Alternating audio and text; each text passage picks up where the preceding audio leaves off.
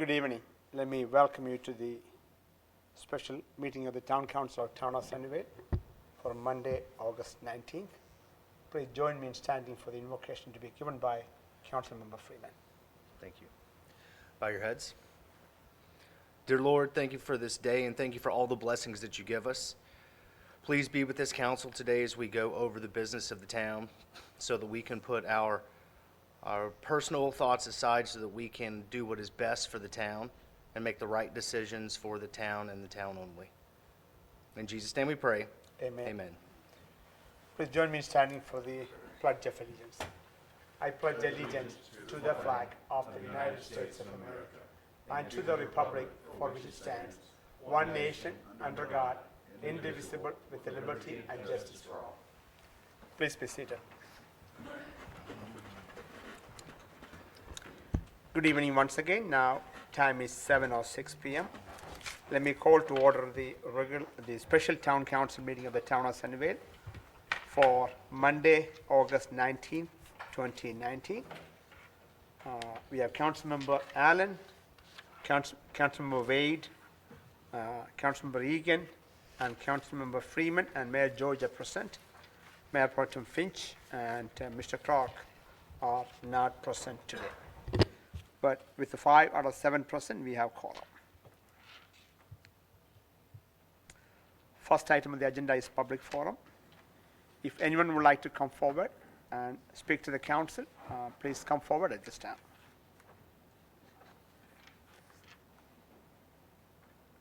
Now is coming forward, so I'm going to close the public forum. Moving on to the public hearing portion of the agenda. Agenda item 1, that is to discuss the 2019-2020 budget and hold the first public hearing on the proposed budget and tax rate. Ms. Hopkins? Good evening, Mayor and Council. I'm going to take about 10 minutes to go through this slide presentation, and then we'll circle back around if that's okay with everyone. The slides are up here on the monitor, so to keep up with us or see where we're at, just glance up there. This is the 2019-2020 budget and tax rate discussion. Our key priorities in this budget is public involvement, public safety, and public infrastructure. Your budget schedule is on the second slide. The next slide, first we want to start off with presenting the legal cover page that is required by law. As we move through the presentation, we will address the aspects of this disclosure. Mission, servant leaders delivering the best community to call home. The foundation of what we are doing with this year's budget is the organizational vision, mission, strategic objectives, and foundational values, which all lead to the strategies set by Council at their strategic planning session last year and reaffirmed at your budget retreat this year. Throughout this budget, you will find funding that supports each of these strategies with a focus on public involvement, public safety, and public infrastructure. Public involvement.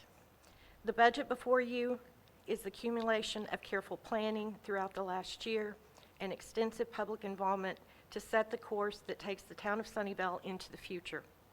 As we move through presenting the budget for each of the town's different funds, you will see projects that the community has requested through public involvement listed on this slide. The summary of all funds. To start, please see this high-level summary of all fund revenues and expenditures. This provides you with an overview of the proposed 2019-2020 budget.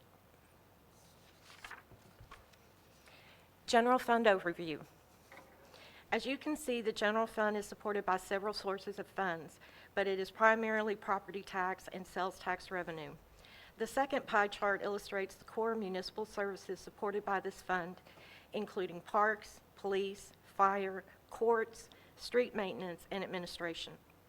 The major changes in the general fund this year are the addition of a new fire truck for the fire department, park maintenance-related equipment such as tractors, fire department gas detectors, adjustment of pay for positions that were benchmark through the compensation study, supplemental funding to provide backup for building inspection and animal control, and the creation of Sunnyvale's own police department. This first year is critical as we will still be paying for our contract with Dallas County while standing up the new department. General fund details. This slide provides the details of the general fund. What is new on this slide from the last time you saw it, is that it has been updated with the tax rate you discussed in your last meeting and modified to account for the loss of funding due to Senate Bill 1152. Under this model, all expenditures, including the $100,000 for the fire station preparation, are covered under current revenue, and only the police department's startup costs are coming from reserves. This will leave us with a total of 142 days of reserve, which is 22 days over the goal that you set of 120 days. We feel this balance is important rolling into the following year, as we will be limited in our revenue growth by SB 2, yet could have residual duplication of costs for the police department as we make the transition away from Dallas County in October 1st, 2020.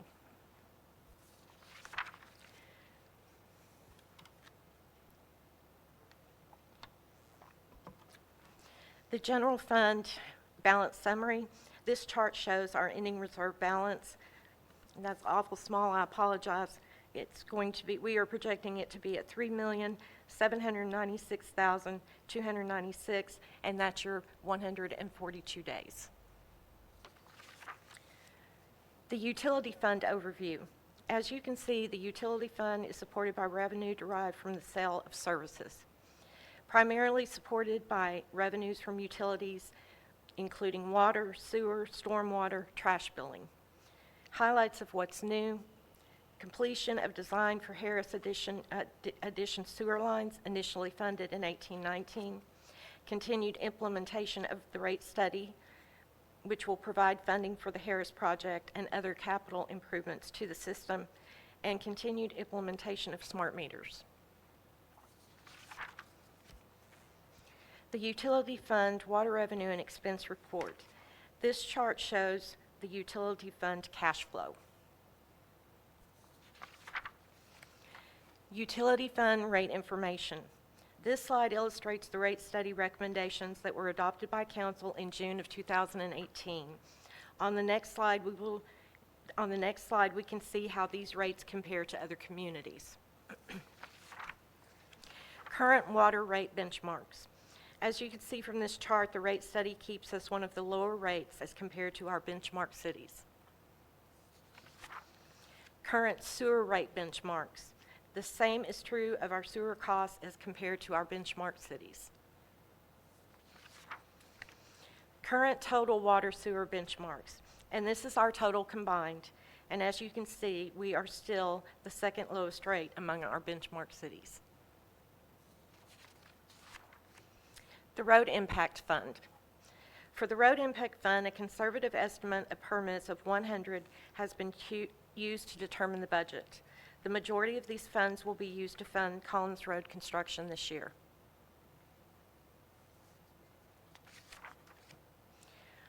Water and Sewer Impact Fund. Water and sewer impact revenues are again based on 100 permits being pulled for the fiscal year 2019-2020. Expenses include the debt service on the Certificate of Obligations, Series 2013, used to fund water line construction. The 4A EDC Fund includes funding for economic development incentives, infrastructure improvements, gateway signage, and facade grants. The 4B EDC Fund includes funding for Rails to Trails project, park funding, Parks Master Plan, economic development incentives, Glacier Park concept plan action items. Homestead amenities. Homestead amenities will be used to help fund the Collins Road project. Special revenue. The Special Revenue Fund is to account for the proceeds of specific revenue sources that are legally restricted to expenditure for specified purposes. The following programs make up this fund: court technology, court security, child safety fees, tree mitigation, donations for animal control, Dallas Sheriff's Office, special events, and the fire department. Some programs are ongoing and some are one-time grants and are budgeted accordingly. For transparency, this account is also used to track donations made for a specific purpose.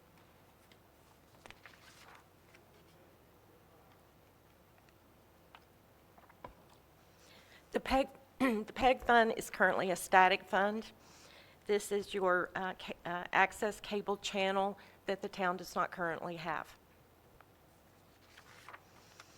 The debt service overview. Funded through the INS ad valorem tax revenue, and we have proposed a tax rate of 0.0997 per 100 valuation. A citizen CIP committee was formed this year to review and rank projects for the future. New in this budget include capital lease for the fire truck and ambulance, police department stand-up costs, continued funding for construction of Collins, and other past projects.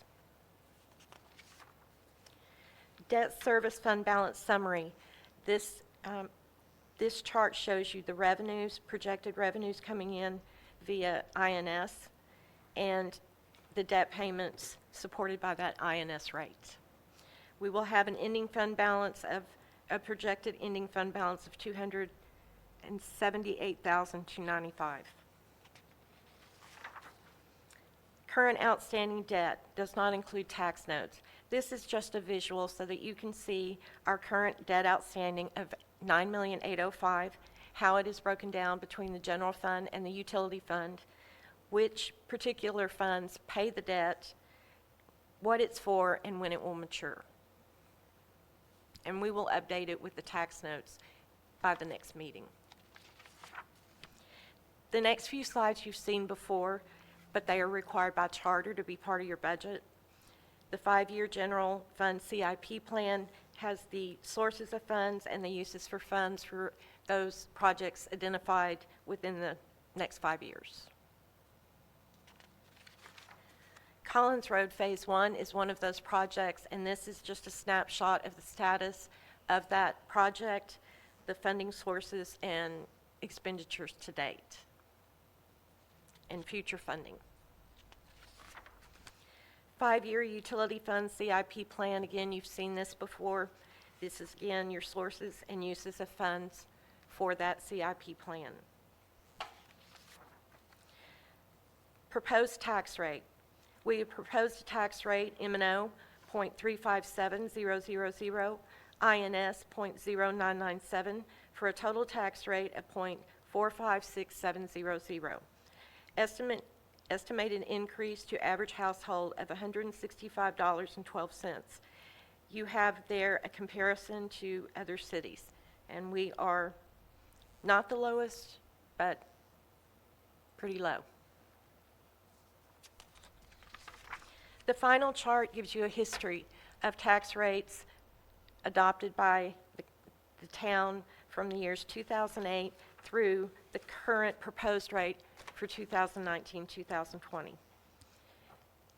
And with that, we can circle back around and I will answer any questions. This is a public hearing agenda item. So at this time, I'm going to open up the forum for public comments and public inputs. If there is anyone who would like to come forward and speak about this proposed budget and tax rate, please come forward.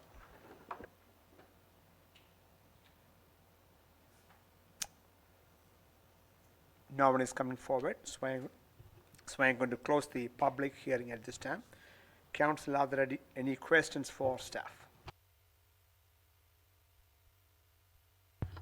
Mayor, I have a couple questions. Most of them are just for clarity. And Liz, first of all, thank you and the staff for the detail. You answered most of the questions that I wanted to ask in that presentation, so I appreciate that. A couple questions I just want to go back and highlight so that whoever may be listening or wants to go back and listen can capture this. First, let me ask, could you explain the PEG fund?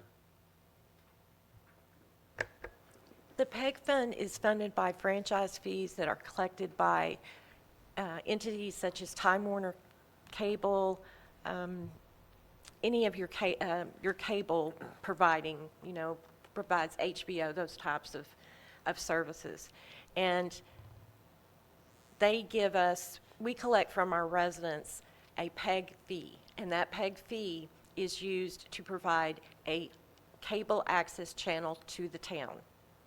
It can't be streaming, it can't be internet, it has to be over the cable network. And because we don't have that, the council decided a couple of years ago, don't know specifically, but I can get that for you, that since we did not have a public access channel, that we would stop collecting that fee from our residents. Now, that money is restricted by law, so until the law changes or we find a partner who will let us piggyback on their cable channel or provide us a studio or, the means by which we can put it out on cable, that money is just going to sit there. Very good, thank you. I wanted to ask a couple other questions. One, with regards to the CIP.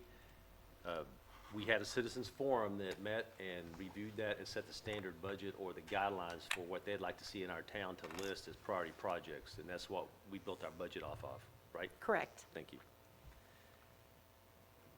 Could you just, I know you've got the numbers, could you restate the budget for 2018 and 2019, the difference in those two numbers, please? Yes. The current budgeted revenues for the town, that'd be 18-19, are $8,456,583.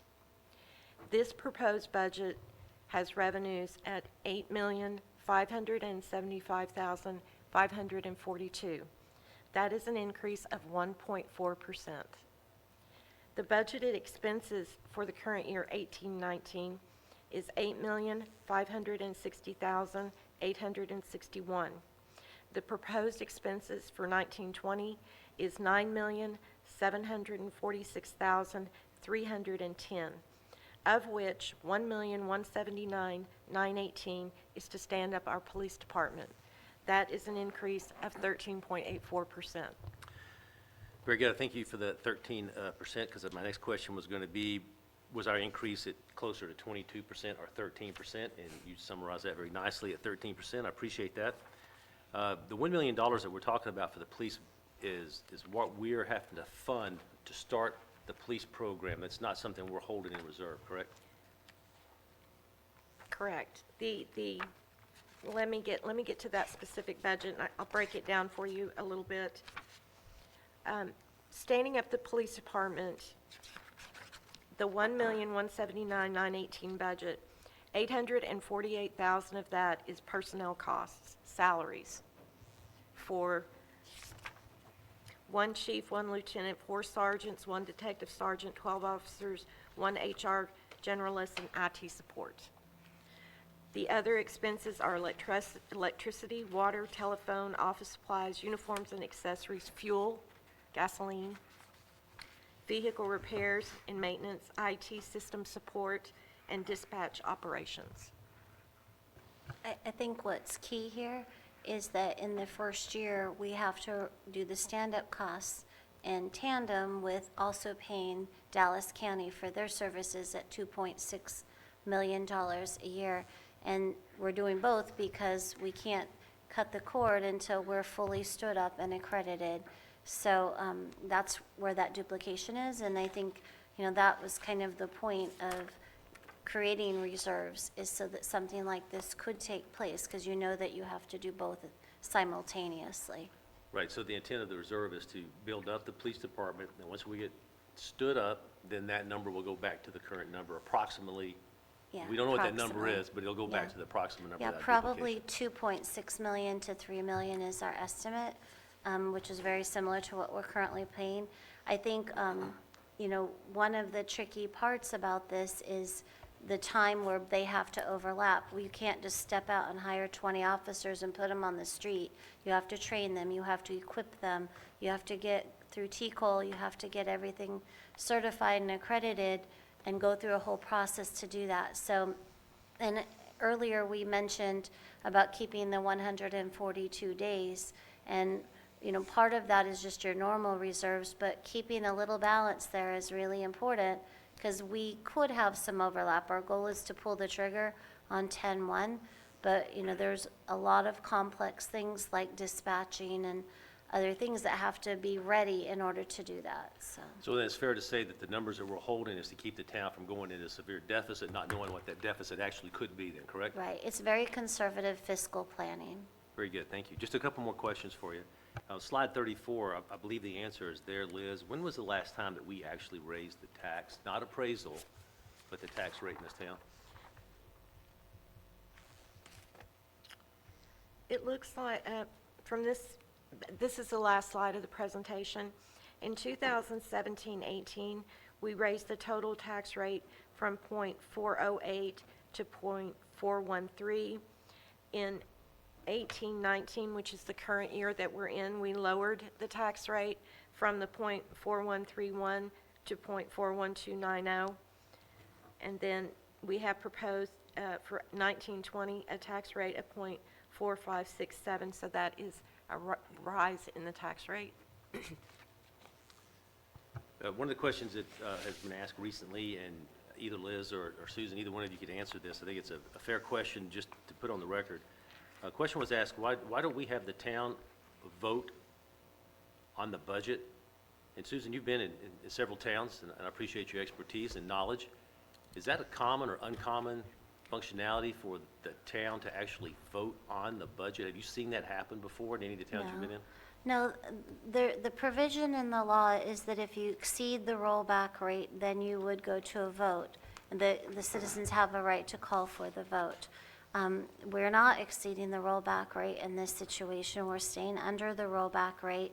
And as you know, next year, the rollback rate goes from 8% down to 3.5%. So for a community that's growing at the rate that we're growing, that could be very restrictive for us. So I think it's important to make sure that this year we stabilized our budget and made sure that we had adequate income coming in to cover these new expenses.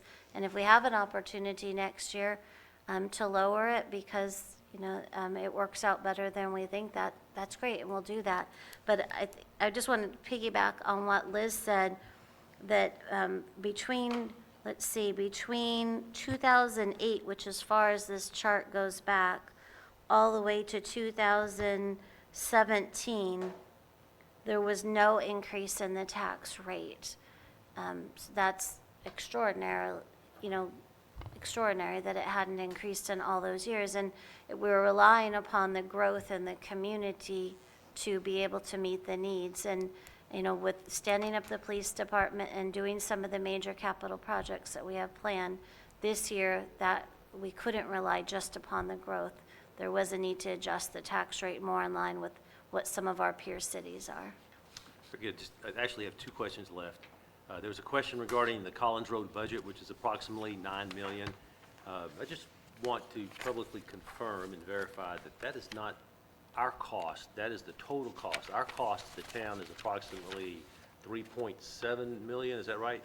Right at $4 million? Well, on that chart, the total construction cost is $8.22 million.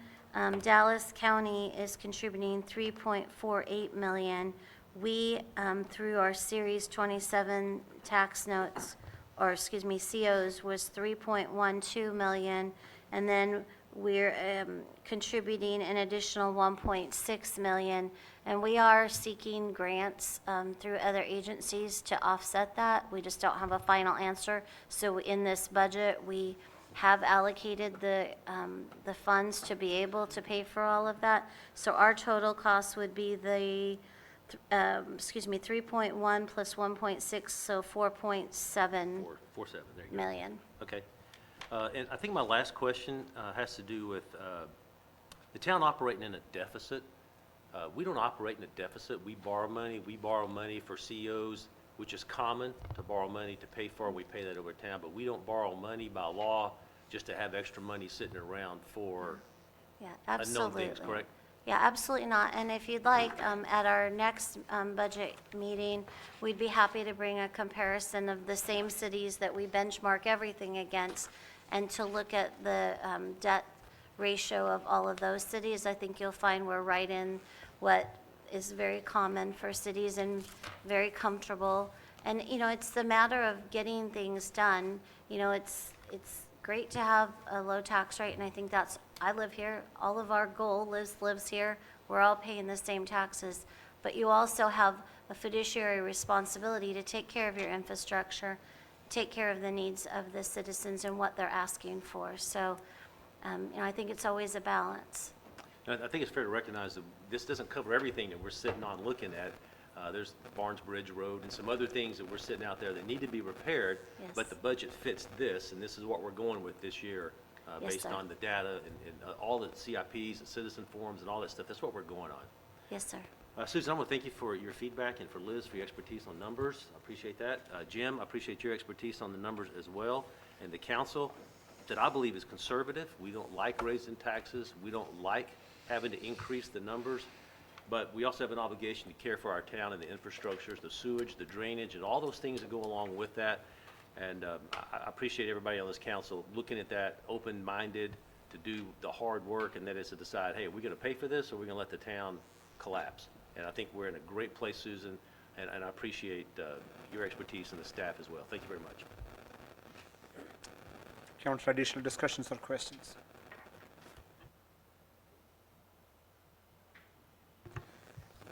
I don't have too much to add. Alan and Jim, you answered a lot of questions, but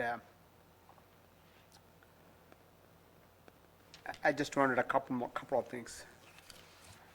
When this council came together, we had a strategy and a vision. We basically talked about taking care of our citizens, focusing on public safety. Infrastructure is important. The roads, bridges, other needs of the town. Taking care of our firemen, our staff. They were all priority for us, and we gave the direction to staff. In my mind, staff did a phenomenal job. Liz, I give a lot of credit for putting this budget together. And Susan, you put the team together. So lots of thoughts, carefully came up with ideas, and you're upfront. And if you look at the budget schedule, you will see how many times staff and council discuss these topics. So these are not numbers we just hurriedly put together. There's a lot of thought went into it. And it's our responsibility, in my mind, as elected officials, to take care of the needs. In my mind, public safety is something we said we will do. Infrastructure, we said we'll take care of it.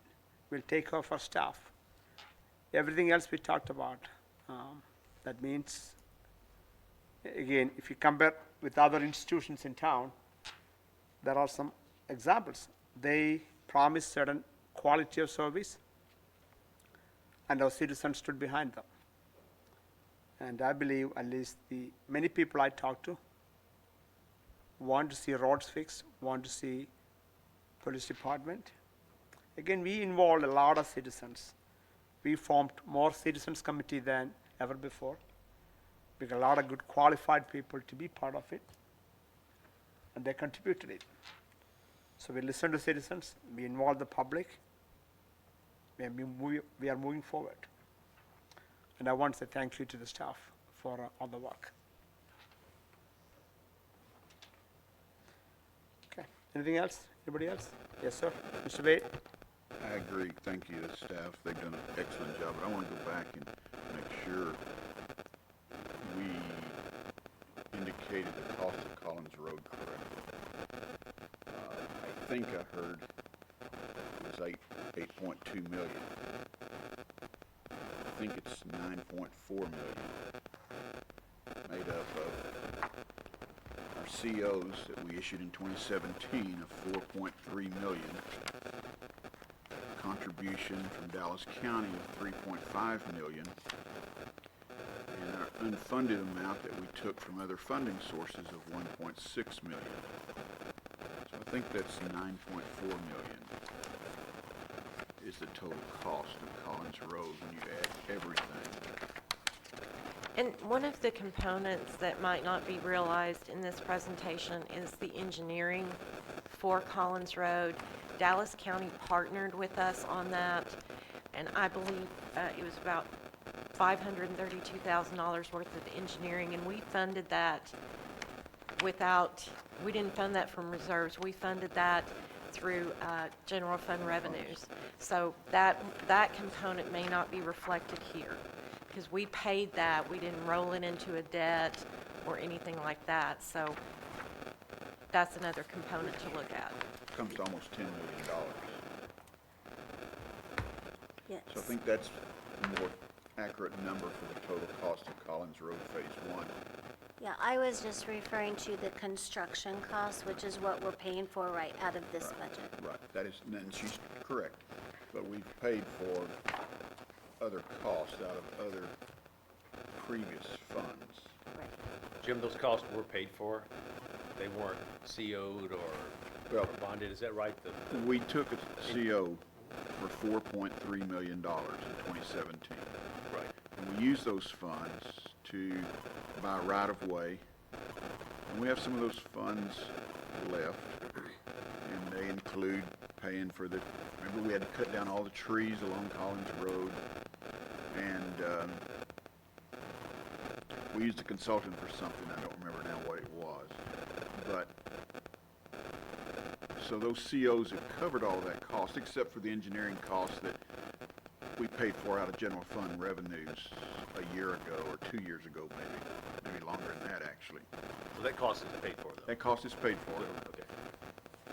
In addition, Dallas County gave us their share of cost, and remember, we asked Dallas County for another $1 million to help us with the additional cost. They refused. They did not agree. And we've had to take some money out of Homestead amenity package and out of the roadway impact fund. So in total, we're almost at $10 million for phase 1. But that's not a total cost to the town, that's a total cost. For the project, Thank you. Again, road constructions, people ask questions about why don't we build the Collins from Highway 80 all the way to Town East? It's a valid question. Just the construction cost from Collins to the Trip Road, the roundabout alone is going to be, think about it in this $10 way. million. This is less than a mile from 80 to Trip Roundabout. Just visualize what you think it is from Trip Roundabout to Town East Boulevard. That's phase 2. that's right. I don't have a cost estimate. I don't know if there is one, but That's that's Trip about to the 3 Town times. East, right? Is that right? Trip to Town East? Trip Okay. to Town East is the next phase, Yeah. and that's probably at least 3 times the size of phase 1. Now, that doesn't mean it's $30 million by any means, but it's Cost money. some money. Okay. Council, are there additional discussions or comments? I think, Susan, this is a 2 reading, right? So we still make a motion? Make a motion to move it to the second reading. Okay. Is there a special language we need to use, or we just, okay? Okay. I'm going to ask for a motion to approve agenda item 1 as presented. Make a motion to approve agenda item 1 as presented. Motion made by Mr. Freeman to approve agenda item 1 as presented. Is there a second? Mayor, I'll second. Second by Councilmember Allen. Everyone heard the motion? Are there additional discussions? All in favor signify. All opposed? Motion passed 5-0. Mayor Pro Tem Finch and Councilmember Clark are absent. Moving on to the discussion and action items, Town Secretary portion of the agenda. Item number 2, discuss, consider, and act upon the first reading of Ordinance 19-13, an ordinance of the Town of Sunnyvale, Texas, amending the Code of Ordinances of the Town of Sunnyvale as amended from time to time by adopting Appendix A entitled Master Fee Schedule, by amending pertinent sections, providing for a penalty, providing a severability clause, providing a repealer clause, providing for an effective date, and providing for the publication of the caption. Ms. Ramsey?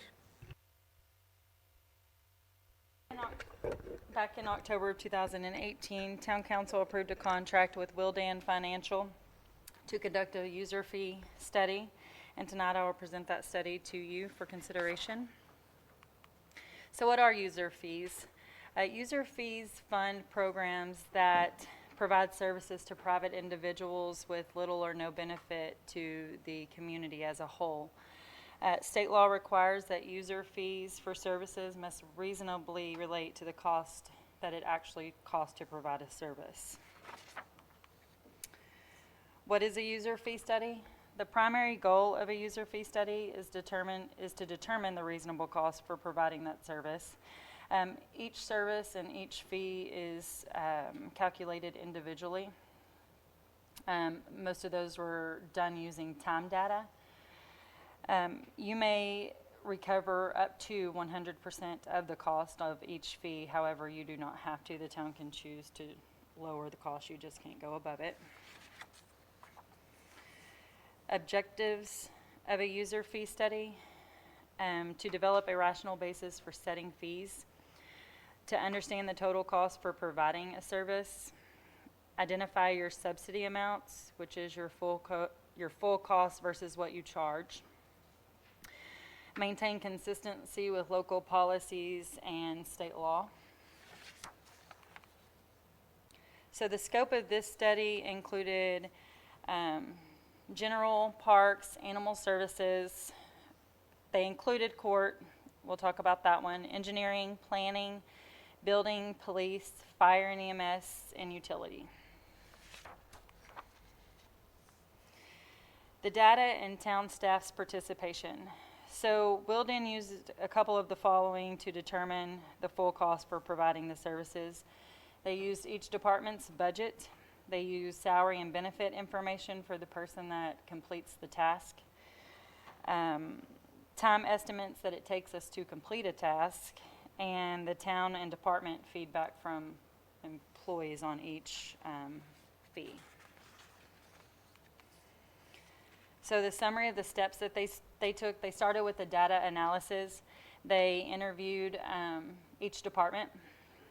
They collected time estimates, and they collected our labor costs. They then built cost layers using direct services, indirect services, department overhead, and town-wide overhead. And with that, they are proposing the fees that we have in there to be set as they are. That defines the full cost of each service and set cost recovery level. So this chart right here is the typical fee composition. It shows you that approximately 10% of a fee composition is composed of central services overhead. 10% is composed of department overhead.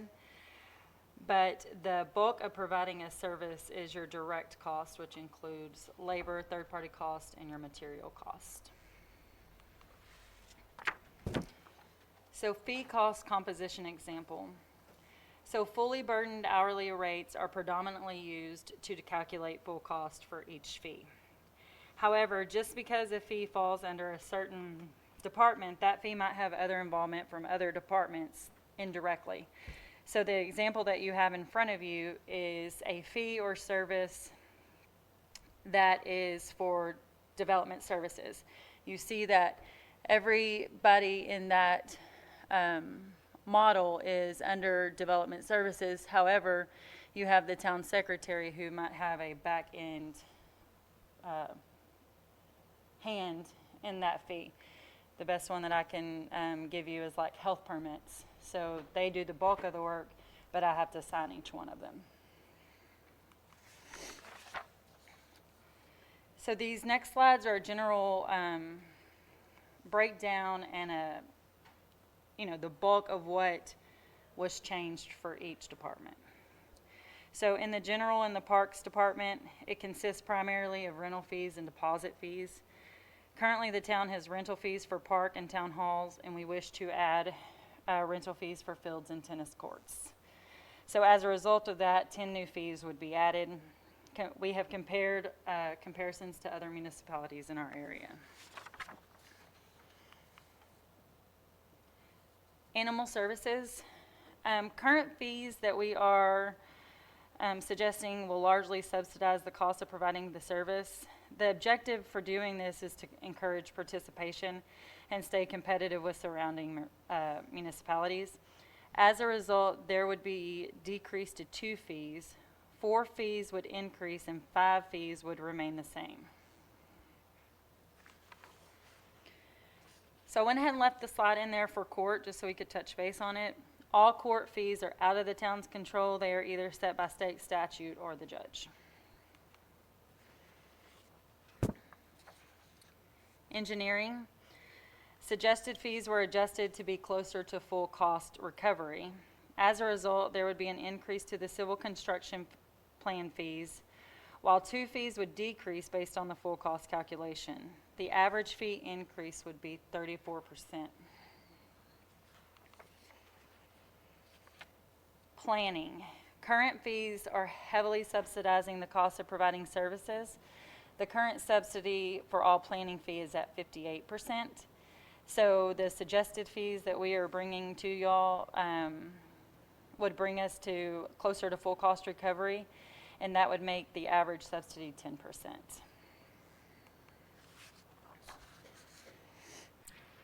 Building. Suggested fees were adjusted to be closer to full cost recovery as well. As a result, there would be an increase to 44 fees. 7 fees would remain as currently set, 1 fee would decrease, and 3 new fees would be added, and 22 fees would be removed from the schedule. The current building subsidy is at 62%, and what we're suggesting would take it down to 22%. Police and fire and EMS. All services for police are provided by a third party, and the cost is passed through the town. Fire, we are suggesting to add 1 new fee, which is a burning permit fee. Utilities, the suggested fees notes that there would be an increase to 4 fees, 29 fees would remain as currently set, 1 fee would decrease, 1 fee would be added, and 16 fees that are not used anymore would be removed, which is an average increase of 56%. It's my understanding that there was a separate utility rate study done not long ago, so that takes care of part of these utilities. So policy considerations. These are suggestions from Wildan. So the general standard is individuals or groups who receive private benefit for a service should pay 100% of the cost, because if not, your general fund dollars make up the difference. There are certain situations that subsidization is an effective public tool. Like I said on the animal control portion, it encourages participation, ensures compliance when cost is prohibitive to residents, and allows access to your town services. Wildan recommends that the town include an annual inflation factor, which will allow the town council by resolution to annually adjust your fees based on CPI or another factor.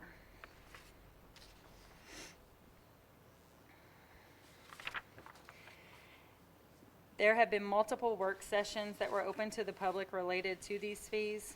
Since those sessions, the only changes made were the removal of all false alarm fees in the fire and EMS department and the police department. We reduced the burning permit fee from $75 to $25. We added a third-party civil construction plan review fee, and that was just suggested as actual cost, whatever it cost us to have it done. Other than those, everything else has remained the same, and myself and staff are available to answer any questions that you may have. Thank you, Ms. Ramsey. As I announced last week, I'll be taking comments, public comments on every agenda items. And I encourage anyone who wants to participate to fill up and this form. Copies of this are outside or with actually town secretary. And please turn in these forms, public comment form before the meeting. And please limit your comments to 3 minutes maximum. With that, I will take public comments on this topic.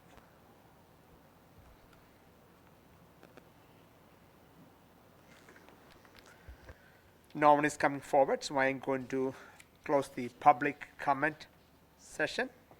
Council, are there questions or comments on the items Ms. Ramsey presented? Mayor George, the comments that I have is, when we went through this fee study, it was amazing to me how much the town was actually subsidizing for other people's fees.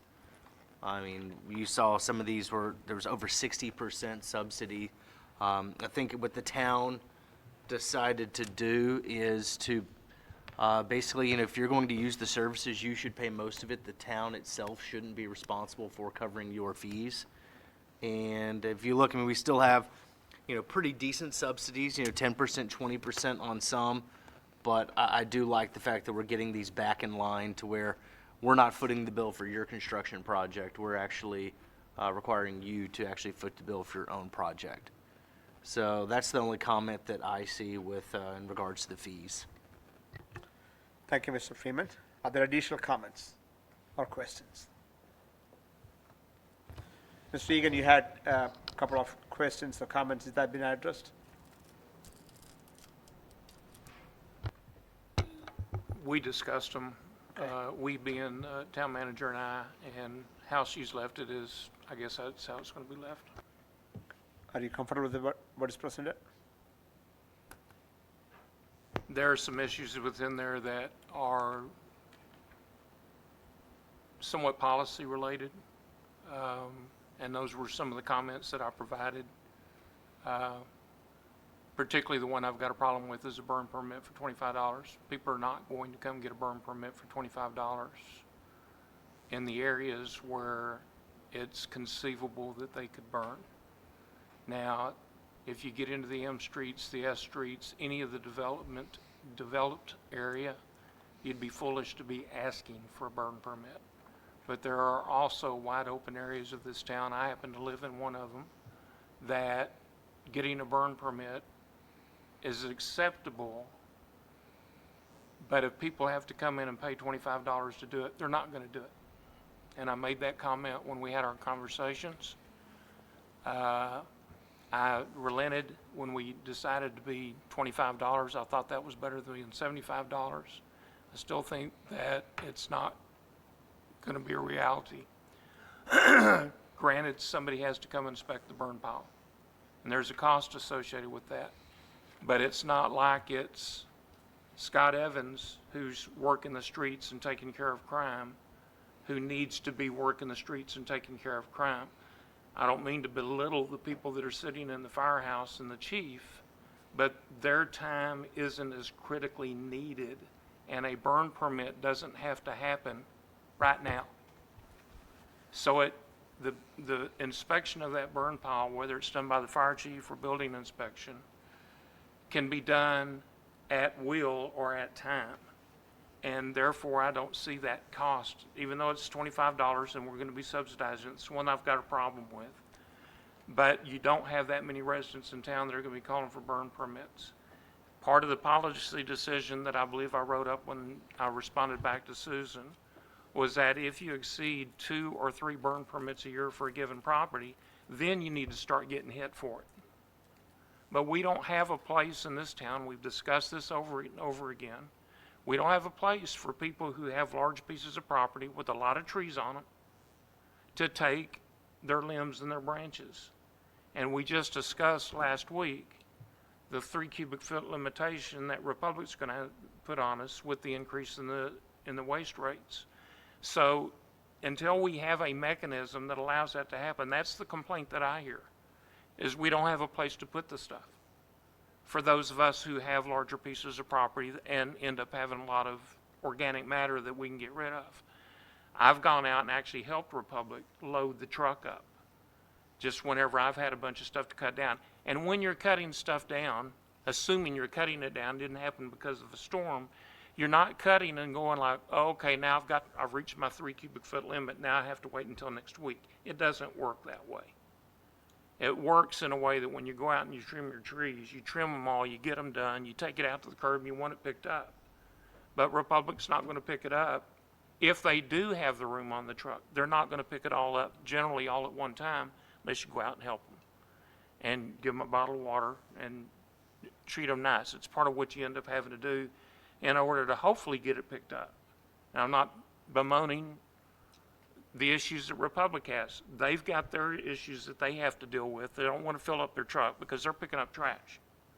Quite frankly, organic matter shouldn't be going to the dump. What else can you do with it? Burning it's the best way to get, is one of the better ways to dispose of it, provided it's done in a safe manner. And the larger properties, particularly in my part of town, but there's other parts of town too, I think they could come in and get a burn permit. And once, maybe twice a year, I think is adequate, unless there's been a storm, and then you give them another out. And then after that, then you start hitting them. But it is where it is in terms of this document right now, and there's not anything about policy in this document. And we're very open to amending it. I think we did adjust the rate based upon a policy, and it's the same thing, like, this is just the fee schedule, not the policy side of it. So just like the changes in non-resident rentals of the parks, you don't really see that in the fee schedule. It'll be part of the policy. The same as the cleaning cost for this building's rental. Again, it'll be part of policy, not fee schedule. But if you would be more comfortable with just amending it, it's no problem to do that as part of this process if you want to make it 0. I think we did take it from 75 to 25, but it's fine. Well, and I totally understand, Susan. I agree with kind of where your thinking is.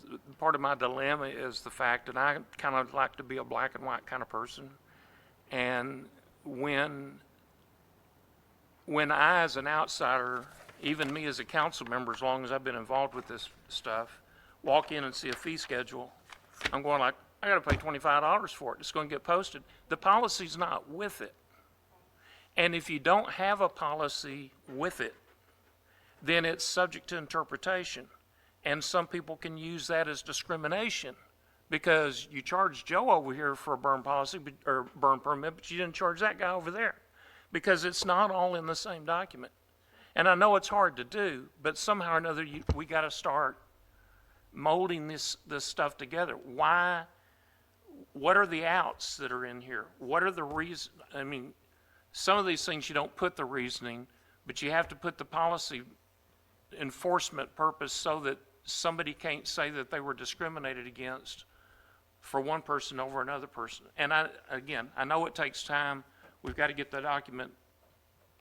documented. The fee schedules changed because we are subsidizing a lot of the activity. So we've got to get the fees changed and aligned, but at the same time, we've got to start getting this the policy side of it implemented along with it.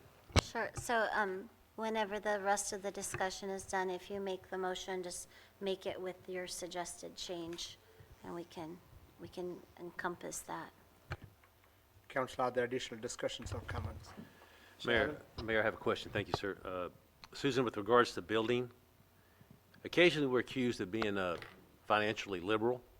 I'd like to be a little bit more liberal or I'm not really sure if liberal is what I want to be or conservative on this topic. I have to think about that. But I'm concerned that and this is not a reflection on Doug at all.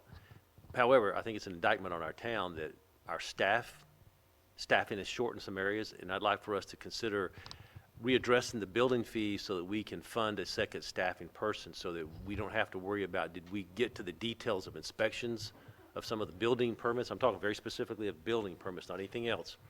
And so I think I mentioned that to you before, and I just like to take a little bit, take a second look at that. I don't know if that's liberally collecting money, but it's not our money, but they're building in our town. I'd just like to be a little bit more, not sure what word I'm looking for, but I'd like us to be sure that we're collecting and funding and inspecting to the details of everything we're building here. That's one of the biggest issues I hear from our town. And some of them want us to charge unreasonable amounts that they don't realize we can't do that by law. But I think we can charge reasonable amounts if we need a second staffing person here so that we get the details, assisting Doug where we can. I think that's reasonable. And anyway, so to that point, I mentioned this to you before, so if we just take a look at that, I'd appreciate that. Yeah, we did, I think overall raise the building inspection rates significantly, but, and Doug feels that they're comparable to our benchmark cities, but based upon the feedback you gave me today, we'll go back and look again at it. But also built into this year's budget, just to reassure you a little bit, is we did fund a part-time person to back up Doug, because if you look at your monthly reports, the number of permits is rising every month, so we recognize that he's very, very busy, and we do want to make sure the quality, he has the time to do a quality job. But we will go back and re-look at those rates, but we had looked at them when we went through them. But I think right in the middle of this, that law was passed through the legislature that made us change the way we were charging for building permits. So I think it bears a second look, and we can, do that at any time, and we'll get right on that. Thank you very much. And again, to your point, the town is growing. It's not going to slow down, and Doug may be 2 times or 3 times busy in about 18 months. So I just want to be sure we have the staff to do detailed inspections on building and housings that, and I'm just saying, I'm hearing this come back from our residents, that they want detailed and thorough inspection. So whatever we Yes. need to do, take a look at that, and if we're good, then okay, I'll Yes, defer. sir. Thank you. And we'll report back to you, and we're able to go back and change this even once it's adopted, if we need to make further changes to it. Okay, thank So you. is it practical for us to have a part-time person? Can we get that, or is it better to have it a full-time? Well, full-time is always better, I mean, but. can you hire a part-time person? That's what I'm Yes, Doug and I have had a discussion. Ideally, probably what we'll be looking at is potentially a building inspector that may have retired from another city and doesn't want to work full-time. But of course, full-time would be better, but I think we're trying to make incremental growth and be conservative and see how things go, and, what number of permits. We'll watch the trends. That's why we have that performance metric there. So Yeah. we're watching them, and as we know the rate at which we need to add another person. Yeah, I'm glad you mentioned about the retired person, because the industry I'm working in, we can't find full-time people, so forget about part-time. Mr. Eager, had a comment? Weren't we using Bureau Veritas for backing up? So it's not like we're missing the capability to do the proper inspections. We've got the resource to be able to do it. Now, do they inspect to our level? They're probably pretty good, be my experience. Now, you're in closer contact with them, Doug, but we've got people to back you up.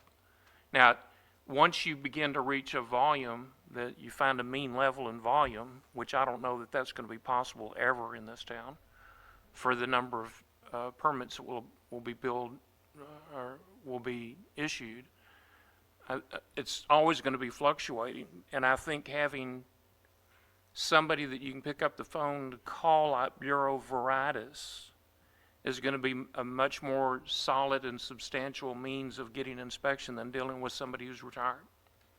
Because you don't know when they're going to be in Colorado. And now you got to look for somebody else. And you need Bureau Veritas, that's their business. So Doug, if you don't have a problem with them, or maybe there's other companies out there that do the same thing, I think that that's probably the better approach, and you let them inspect the base things, and then you're inspecting the things that have criticality with respect to our specific ordinances. Yes, sir. I think it's not an issue of Bureau Veritas. I think right now, the way we have it structured for them is to utilize them if I'm on vacation, like say next week when I'm going to Hawaii. Disapproved. We're gonna bring them in to be able to cover the inspection while we're out. They were utilized heavily prior to my employment here, when the previous building inspector or building official moved on. And so they were used very heavily during that time. And so the budget is only accrued for a certain amount for that, to be able to offset those costs whenever I am out in training, vacation, or various things like that.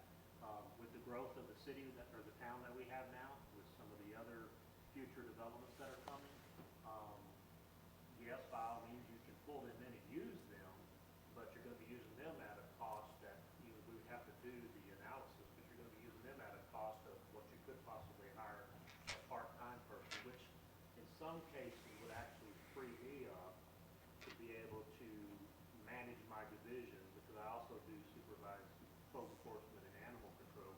That allows me to actually do my supervisory role with those divisions, and then be able to build those divisions up and make them a lot better.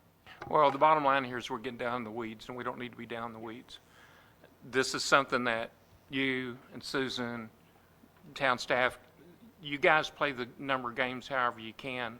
At the point in time where you feel like we need to bring on another full-time person, which is a one-year full-time person, multi-year full-time person, we've got to have the flow to be able to make that happen. It's going to take some analysis to figure out if we're ever going to reach that point. Maybe if Hillwood comes on, that might happen, if all of a sudden there's a major boom. But we need to get out of the weeds. You guys handle all the weeds. We'll deal with the bigger irons in the fire. Thank you, Susan. Other additional discussions? Again, Susan, this is the first reading, and there are two things we talked about. One is the burn permit, and the other thing is the building permit. Yeah, I would suggest if if Councilmember Allen is acceptable, that we make the motion with the burn permit change, but go ahead and adopt the new fees for all the building inspection and as presented, and then if we need to go back and change it even further, that we do that. But part of this, we've already adopted the ordinance on the building inspection on the actual fee, correct, Doug? Right, so that was a different ordinance, so that's already been adopted. So if we need to adjust that, Councilmember Allen, we can go back and do that, but this way it at least gets all the other fees associated with the building permits up to, at least closer to cost recovery, if that's acceptable. Will that require another reading or a passage, or will you be able to enact that on your own? No, we would need to bring back and amend the ordinance, but we're That's gonna. a different ordinance, right? Well, there's the other ordinance, the residential building permit ordinance, but that was adopted. Remember that legislation change, and we had to move quicker on that because it had a deadline? So that's already been done. So I think that was really what you were pointing out to me, is the discrepancy between our rate for that and other cities. But I think we have to look at it in totality, everything together. So some of it is part of what's in here, but some of it is that rate that was adopted a few weeks ago. So and my recommendation would be to adopt what we've suggested here, but then we'll do more benchmarking, come back to you, review it, and if you want to amend it further, we could. But at least it would make an incremental increase. Otherwise, we're leaving everything at the lower rate. I'm okay with that, And Mayor. leave it that? I'm Does okay that with make sense? Okay. No, that's good, thanks. Okay, if that, I know it's a first reading, but as we do, I'm going to call for a motion. And on ordinance 19-13. Can I ask Mr. Egan to make that motion, please? Mayor, I make a motion to approve, ordinance 19-13. 19-13, with the change made to to delete the burn permit, to delete the burn permit fee, and for town staff to assess a specific policy as to, or wait a minute, the fee needs to remain in there and address a specific policy Or remove the fee. until such time. Remove the fee until such time as we determine a policy for how burn permits should be applied. So, Mr. Egan, let me try to rephrase it again. Your motion is to approve ordinance 19-13 as presented, except removing the burn permit fee until such time as the policy is developed. Yes, Mayor. Okay. Motion made by Mr. Egan. Is there a second? Mayor, are we going to, I'm kind of at a stump here. Are we going to also make the motion simultaneously for the review of those fees, or are you just going to do that? Do we need to motion that in there as well? Okay, I just wanted to be sure that we're, okay. The building fees? I'm good based on the conversation we just had here, that we'll I review it. think he said we'll take that as a separate item. That's what you said, right? Okay, I wasn't sure. I thought she mentioned the motion. Okay, I'm sorry to interrupt. Okay, so motion made by Mr. Egan. Is there a second? Mayor, I'll second. 1913 Yes. as amended with the motion by Councilman Egan. Okay. Motion made by Mr. Egan and seconded by Councilmember Allen. Everyone heard the motion? Are there additional discussions? All in favor of the motion signify. All opposed? Motion passed 5-0. Moving on to the last and final item, that's the item number 3, Mayor and Council request for future staff updates and agenda items.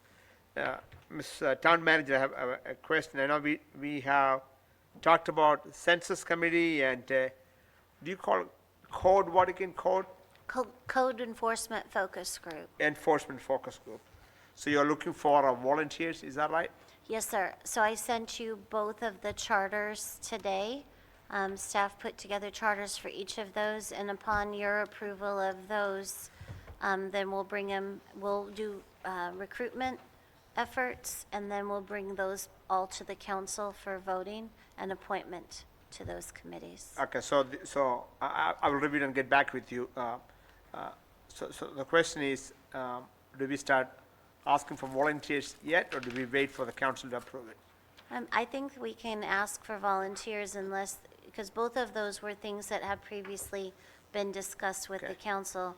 Forming a census committee, we just wanted to wait until we finished some of our other committees. And then also the one on the code enforcement focus group, that was part of the presentation that we had done to you all about the citizen survey. Remember, there was some things that were unclear to us, that we didn't understand what the responses were about, so we agreed to do a focus group, but we again waited until we finished some of our other committee work before moving forward on it. When it comes back to the council, it's Yes. really the appointment of the committee sir. members. That's, okay. Yes, sir. Okay. Council, are there additional items or requests for staff? Mayor, I have one real quick. Yes, sir. I'm beginning to get a lot more interest in the late building and after-hours construction. I think I sent something to the staff this week. I think and I've driven through Stony Creek several times. It's pretty prevalent that there are a lot of people working way after hours, and I think that our town needs that rest period. So, sorry to bring that up again, but it's in the books. We ought to enforce it, I think. Thank you.